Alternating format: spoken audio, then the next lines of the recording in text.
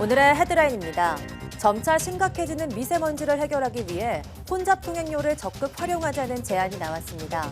전문가들은 노후차는 물론 전체 교통량도 줄여야 한다며 혼잡 통행료의 적용 구간을 늘리고 요금도 올려야 한다고 지적했습니다. 국내 연구진이 침투 드론을 탐지하고 무력화할 수 있는 안티 드론 기술을 개발했습니다. 이 기술을 이용하면 긴급 상황에서 드론을 원하는 곳으로 유도할 수 있어 테러 대응이 효과적입니다. 외부에서 각종 지방 기능을 원격 조종하는 스마트홈 시스템이 해킹에 취약한 것으로 드러났습니다. 이를 막기 위해서는 아파트 세대별 방화벽이 필요한데 아직 시범 단계이지만 적용 사례가 계속 늘어날 전망입니다.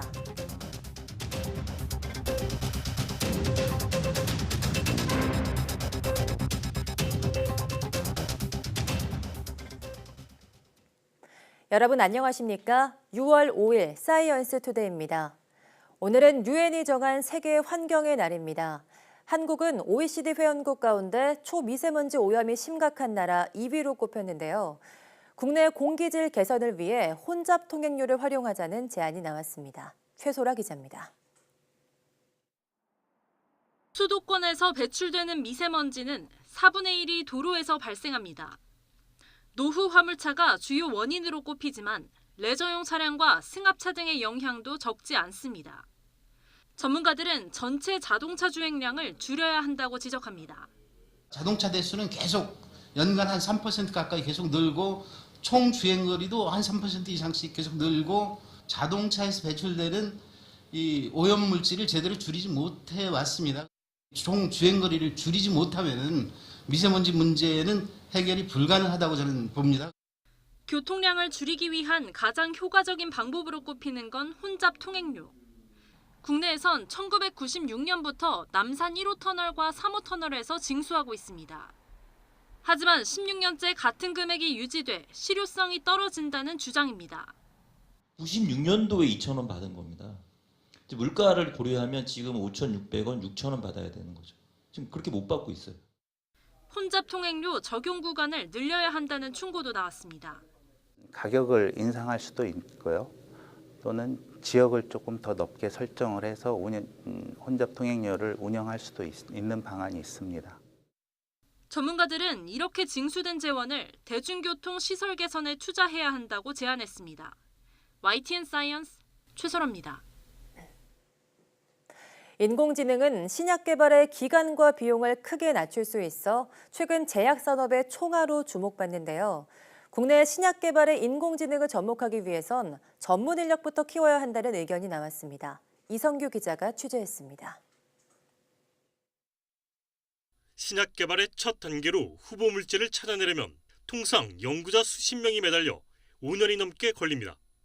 하지만 미국의 한 신약 개발 업체는 단 하루 만에 에볼라 신약 후보 물질 2개를 찾아냈습니다. 인공지능을 활용해 시간과 비용을 대폭 줄인 겁니다. 평균 10년의 기간과 3조 원의 비용이 드는 신약 개발에 인공지능 접목이 중요한 이유입니다. 이에 따라 국내에서도 신약 개발에 인공지능을 도입해야 한다는 의견이 나오고 있습니다. 관련 업계는 인공지능과 바이오라는 서로 다른 분야를 아우르는 전문가부터 육성해야 한다고 조언합니다. 어떤 데이터를 어떤 식으로 이제 데이터를 수집을 해서 그 데이터를 신약 개발에 합당한 그런 데이터로 이제 데이터 마이닝을 하느냐 하는 이런 전문적인 요원들과 그 예산과 또 전체적인 사회적인 그다음에 정부의 의지가 같이 접목이 돼야 된다고 봅니다. 또 해외 선진국의 사례처럼 인공지능에 기반한 신약 후보 물질이 조속히 임상에 들어갈 수 있도록 관련 규제를 대폭 풀어야 한다고 지적합니다. 미국과 영국 등에선 이미 인공지능을 활용한 신약 후보 물질이 임상시험에 들어갔습니다. 규제를 기관들, 예를 들면 신약처럼 FDA라는 것이 과거에는 보수적으로 시장에 나갔을 때 위험을 감지하고 그걸 규제하는 역할이었다면 이제는 그러한 치료하지 못했던 역을 인공지능에서 빨리 나오게 할 수 있게끔 도와주는 그러한 역할로 바뀌고 있기 때문에 미국은 지난해에만 인공지능을 활용한 신약 개발 스타트업에 2조 3천억 원 규모의 돈이 몰렸습니다. 전 세계가 인공지능을 통해 신약 개발 비용과 기간은 낮추고 성공 확률은 높이려는 가운데 국내에서도 산학연 협력을 통해 인공지능 신약개발 생태계 조성이 시급해 보입니다. YTN 사이언스 이성규입니다.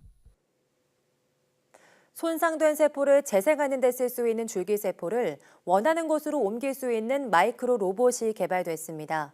대구경북과학기술원 로봇공학전국 최용수 교수팀은 외부에서 자기장을 걸어주면 움직이는 나선 형태와 공 모양의 마이크로 로봇 2종을 개발하고 이들 로봇에 줄기세포를 실어 쥐의 뇌혈관 안에서 움직이는 데 성공했다고 밝혔습니다. 연구팀은 마이크로 로봇의 움직임을 개선하고 자기장의 강도를 줄이는 연구를 추가로 진행할 계획이라고 덧붙였습니다. 이번 연구 결과는 국제학술지 사이언스 로보틱스 최근호에 실렸습니다. 그럼 이어서 최홍수 대구경북과학기술원 교수의 로봇 작동 원리 들어보겠습니다. 첫 번째 헬리칼 타입은 회전 자기장을 걸어주면 로봇이 회전하면서 프로펠러가 추진력을 얻는 것처럼 추진력을 만들게 됩니다. 그래서 로봇이 앞으로 갈 수 있고요. 볼 타입은 외부에서 회전 자기장을 걸어주면 공이 구르듯이 구름 모션 운동을 하고요. 그 구름 운동을 통해서 로봇이 제어가 됩니다.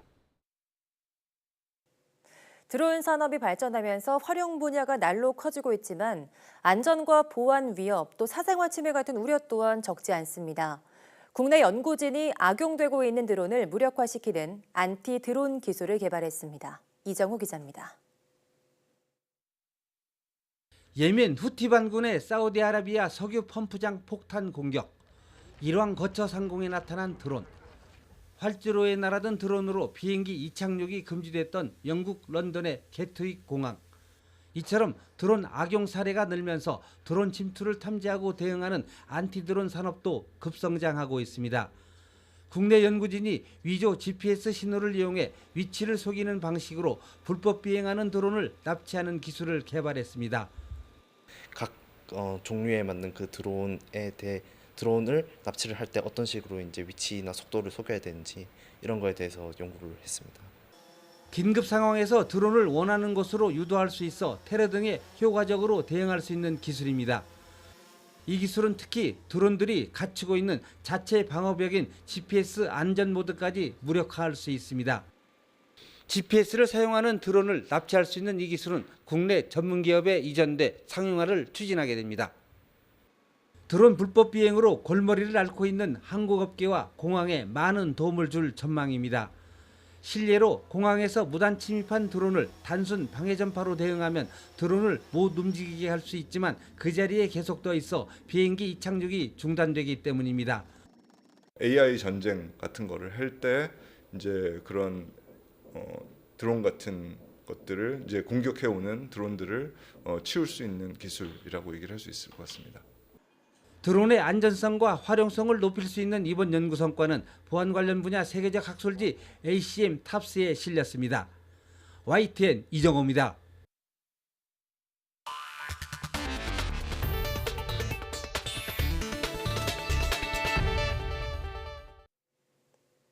바깥에서 집안을 원격 조종하는 스마트홈 시스템을 갖춘 아파트가 늘고 있습니다. 편리하긴 한데 해킹 위험 때문에 보안성이 크게 취약해지는 것으로 드러났습니다. 보도에 이상순 기자입니다. 서울 구로구 아파트의 203호 집입니다. 보안 전문가가 해킹 프로그램을 돌려 단지 내 스마트홈 시스템에 접속해봤습니다. 목표는 옆집인 204호. 우선 문부터 열어봅니다. 네, 열렸습니다. 전화를 걸어 옆집을 몰래 볼 수도 있고 보일러나 전등을 켜거나 끌 수도 있습니다. 사실상 옆집을 장악한 셈입니다. 메인 서버에 설치된 스마트홈 시스템의 방화벽이 외부 공격에만 대응하기 때문입니다. 기본적으로 세대 간에 이 명령이 우리 집에서 왔는지 아니면 옆집에서 왔는지 이런 걸 검증하는 절차가 없기 때문에 그냥 제가 옆집에 불을 켜라, 불을 꺼라 이런 식으로 명령을 내리면 그냥 바로 되는 상태거든요. 대책은 비교적 간단합니다. 집마다 방화벽을 쌓는 겁니다. 최근 새로 지은 이 아파트는 세대마다 별도로 보안 시스템을 설치했습니다. 같은 스마트홈 시스템 사용자라도 다른 집에 침입하려면 개인용 방화벽을 뚫어야 합니다. 굉장히 해킹의 위험이라든가 그 사이버 범죄에 우리가 거의 어떻게 보면 무방비로 노출이 돼 있는데 이런 부분에 있어서 좀 새로운 시도로서 이걸 막는 아파트의 세대별 사이버 방화벽은 아직 시범 단계지만 급속도로 늘어날 전망입니다. 모든 사물이 사이버 공간에서 연결되는 초연결 시대가 만들어낸 새로운 풍경입니다. YTN 이상순입니다. 살구씨가 암 치료에 효과가 있다는 확인되지 않은 소문이 퍼지면서 온라인에서 관련 제품이 불법 유통되고 있습니다. 살구씨는 과다 복용할 경우 심각한 부작용이 우려돼 식품으로 사용이 금지돼 있는 만큼 소비자들의 각별한 주의가 필요합니다. 신윤정 기자가 취재했습니다. 인터넷 쇼핑몰에 살구씨를 검색하자 비누와 기름, 통씨앗 등 다양한 제품이 검색됩니다. 살구씨는 피부와 기관지, 혈액 등에 좋은 것으로 알려지면서 화장품과 한약재에 쓰이고 있지만 식품 원료로는 사용할 수 없습니다. 살구와 복숭아, 매실 씨앗 등에 있는 아미그달린이란 성분은 청산가리로 알려진 시안화수소로 효소 분해됩니다. 이를 과다 복용할 경우 구토와 간 손상을 일으킬 수 있고 심하면 사망에 이를 수 있기 때문입니다. 과량 사용하면은 되게 호흡이 오히려 곤란해지거나 뭐 현기증 같은 거 생기기도 하고 뭐 이렇게 발작이나 뭐 이렇게 이 심혈관에 이제 약간 그 샥 같은 거 오기도 하고 그래서 과량 드시는 게 안 좋거든요. 그러나 한국소비자원 조사 결과 살구씨가 들어간 식품이 인터넷에서 대거 불법 유통되고 있는 것으로 드러났습니다. 살구씨와 살구씨로 만든 가루, 기름, 캡슐 등 다양한 형태로 대부분 해외 제품들을 판매업자가 직접 배송해주는 방식이었습니다. 미국과 일본 등에서는 식품 원료로 일부 사용이 가능하지만 시안화수소 함량 기준을 규정해놓고 기준치 이하로만 섭취하도록 하고 있습니다. 살구씨 주사제도 판매되고 있었는데 암세포를 분해한다는 근거 없는 소문이 인터넷 카페 등에서 퍼지며 찾는 사람이 있는 것으로 알려졌습니다. 다수의 연구 결과에서도 암 치료에 효과가 없으면서 시아나 중독과 같은 부작용을 더 지적하는 사례들이 많이 있습니다. 미국 FDA에서는 1977년도에 임상시험 결과 암 치료에 효과가 없다는 이유로 허가를 취소한 바 있습니다.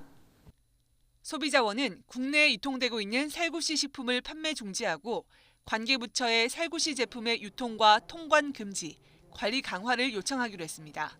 YTN 신윤정입니다. 커피 찌꺼기를 이용해 바이오 원유를 생산하는 기술이 개발됐습니다. 한국기계연구원 최연석 연구팀은 커피 찌꺼기를 급속 열 분해하는 방식으로 10톤의 커피 찌꺼기를 가공해 2.5톤의 바이오 원유를 생산하는 기술을 개발했다고 밝혔습니다. 건조된 커피 찌꺼기를 약 500도로 가열된 모래와 마찰하면 증기 상태로 변하고 이 증기를 모아서 냉각시키면 바이오 원유가 됩니다. 연구팀은 커피 찌꺼기로 만든 바이오 원유의 발열량은 1kg당 약 6,000kcal로 나무로 만든 바이오 원유 4,000kcal보다 효율이 뛰어나다고 말했습니다. 바이오 원유는 나무 톱밥이나 풀 등을 공기가 없는 상태에서 급속 열 분해해 증기로 만든 뒤 이를 냉각시켜 만든 액체 연료인데 친환경 신재생에너지원으로 주목받고 있습니다. 미국 캘리포니아주가 커피를 암 유발 경고문 부착 대상 품목에서 제외했습니다. AP통신은 현지 시각 3일 캘리포니아주가 커피를 일명 개정 65조 대상 품목에서 제외하기로 했다고 보도했습니다. 개정 65조란 암이나 선천적 결함을 유발하는 화학물질을 함유한 제품들은 소비자들에게 그러한 위험에 대해 경고해야 한다는 규정입니다. 캘리포니아주가 지정한 발암 물질에는 원두를 볶고 커피를 끓이는 과정에서 발생하며 커피를 비롯한 다양한 제품에서도 검출되는 것으로 알려진 아크릴 아마이드도 있습니다. 하지만 2016년 세계보건기구 WHO는 커피의 발암 유발과 관련한 천여 건의 연구를 검토한 결과 큰 위험은 없다고 결론 지었습니다. 게다가 커피가 몇몇 종류의 암 위험을 줄인다는 발표까지 나오자 캘리포니아주 환경건강유해성평가국은 지난해 6월 커피를 대상 품목에서 제외키로 가닥을 잡았습니다.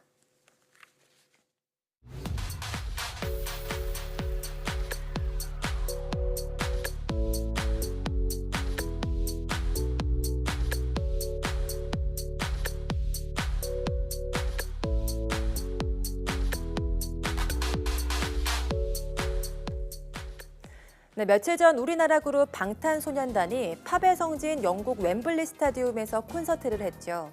이 두 차례 공연에서 6만 석의 좌석을 매진시키며 그야말로 어마어마한 팬덤을 자랑했습니다. 여기서 말하는 팬덤 문화란 누군가를 열정적으로 좋아하는 현상을 말하는 건데요. 과거에는 10대들만의 문화였지만 요즘엔 전 연령층의 문화라고 볼 수 있습니다. 오늘은 사이언스 투데이 생각연구소 시간에는 팬덤의 심리에 대해서 연세대학교 심리학과 이동규 교수와 알아보도록 하겠습니다. 모두 많은 시청 바랍니다. 함께해 주신 여러분 고맙습니다.